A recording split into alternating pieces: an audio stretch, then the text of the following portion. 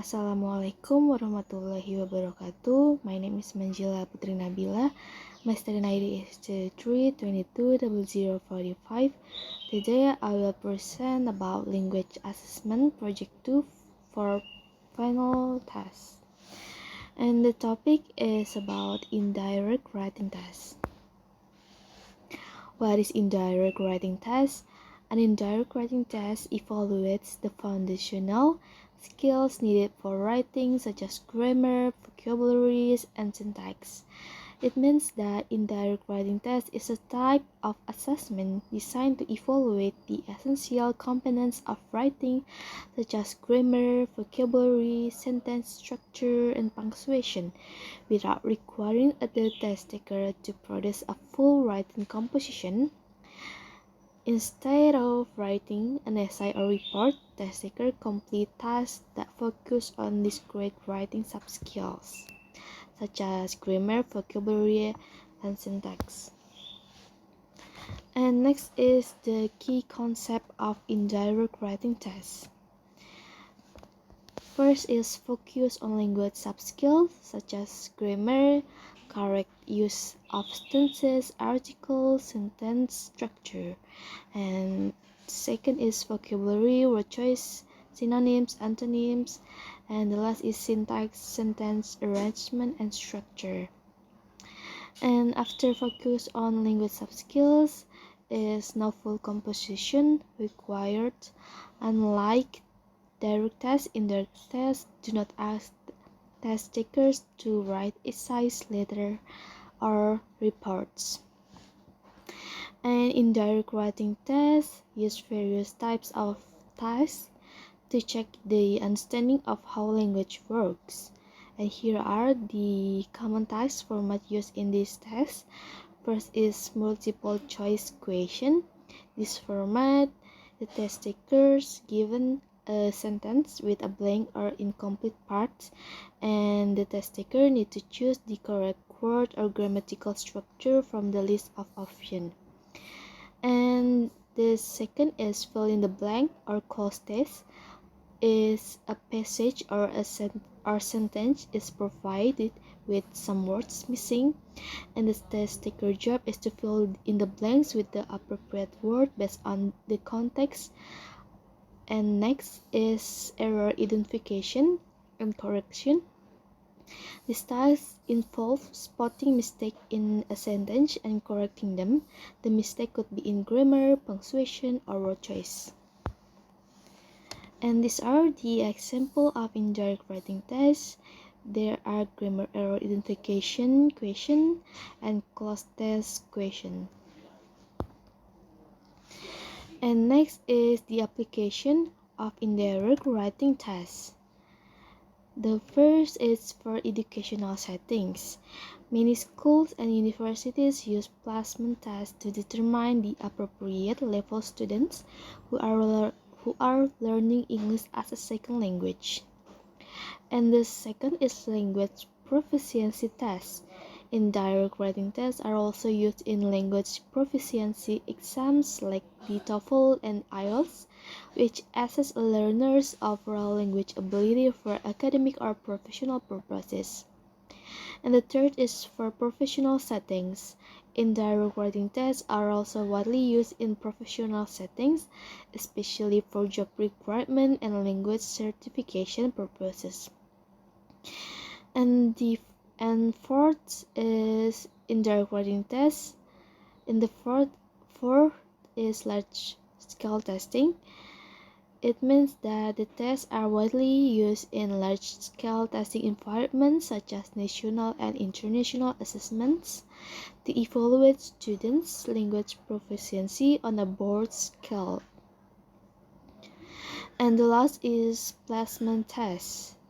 Placement tests might include a series of indirect writing tasks to determine whether a student should be placed in beginner, intermediate, or advanced class. And next is the advantage of indirect writing tests. First is for efficiency in administration and scoring. Integrating tests are designed to be quick and easy to administer because these tests focus on discrete language subskills like grammar, vocabulary, and syntax. They can be delivered in a variety of formats such as multiple choice question, fill-in-the-blank tasks, or error identification. These tasks are typically shorter and simpler for both test taker and administrators. And the second is scalability for groups. Since the tasks tend to be brief and objective, they can be efficiently distributed to hundreds of even thousands of students in a standardized testing environment. And the third is assessment for specific language subskills such as grammar, vocabulary, and sentence structures. These tests focus on discrete tasks that measure particular aspects of writing, providing clear insight into the learner's strength and weakness in specific areas. And the fourth is for reliability and standardization. In an indirect test, a multiple choice question asking about verb tenses will have a clear answer or wrong answer. There is no ambiguity or personal interpretation involved in scoring, which ensures that all test takers are evaluated on the same criteria and their performance is assessed consistently. And that's, for example, for reliability and standardization.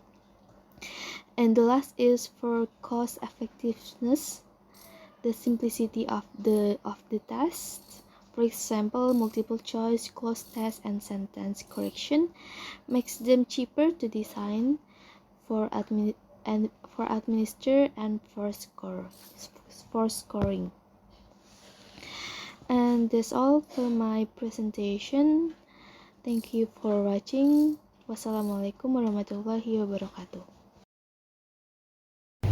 Hello, good morning. Hello, good morning. How are you? I'm fine, thank you. I'm fine too. Thank you. So this interview is designed to test your English speaking skills, and feel free to answer as naturally as possible. Let's start with basic questions. Can you tell me about yourself and your hobbies? I'm Dina Shara, and I'm only one child in my family, and my hobby is actually all the sports. And for the first is swimming, and badminton, basket, and volley. And yeah, I'm living in the Singapore, North Korea, West Jakarta. Alright, so we will start to part 1. The question is, give your opinion about the impact of women on community development. Women play an important role in building and improving communities. Their contribution help in many areas like education, health, the economy, and the environment. In many communities, women often volunteer to support schools, whether by helping with homework, running after-school programs, or teaching literacy. Their works directly impact children's learning and their chance of success. Moreover, when women are educated, they are more likely to become role models and encourage other women and girls to pursue education, leading to a cycle of improvement. Besides, women are the forefront of advocating for their own rights and the rights of others. And then they challenge gender inequality, fight for legal protection against discrimination, and work toward ensuring equal opportunities in all areas of life. In many countries, women's organizations work together to promote policies and programs that improve a woman's social, political, and economic status, including access to healthcare, paid maternity leave, and protection from domestic abuse. Alright, that was a good answer. And next is part two. First question is, what challenges do you face in online class? Some challenges I face in online classes include technical issues like poor internet connection, difficulty staying focused for long periods, and the lack of face-to-face interaction with the classmates and instructors. And then it can also be hard to stay engaged without personal discussions or immediate feedback. Alright, next is, what do you do to stay motivated during tough time? Staying motivated during tough times. To stay motivated, I set small, achievable goals, break tasks into manageable parts, and then remind myself of the bigger picture. And then I also take a breaks to avoid the burnout, and then make sure I stay connected with the friends or family for emotional support when needed. Good answer. Next is, can you describe a family member who inspires you? My family members is that my dad and my mom they are inspiring me every day. My dad's dedication to his work and his ability to stay calm under pressure teach me the value of persistence and resilience. And then for my mom, her nurturing nature and wisdom shows me how to become passionate and balance different aspects of my life. And then both of them work tirelessly to support our family, and their example drives me to work hard and stay focused on my goals. Okay, last question. Share a story about a time when you felt proud of your academic work. It's a little sad. In my junior high school, I had an experience where an English teacher underestimated me because my grades and my English were very poor. And then and since then, I have been motivated myself to be more active in learning English, and if until now it is an achievement for me where I remember myself who was very different, and thank God I can now understand English even though I'm not fluent enough. Okay, thank you for your answer in this interview. You did a great job explaining your thoughts. Do you have any question about this interview or anything you would like to and you would like to add before the finish? So not so far not, it's fine for me. Okay, thank you, Dinda. Okay, Have a nice day. good night.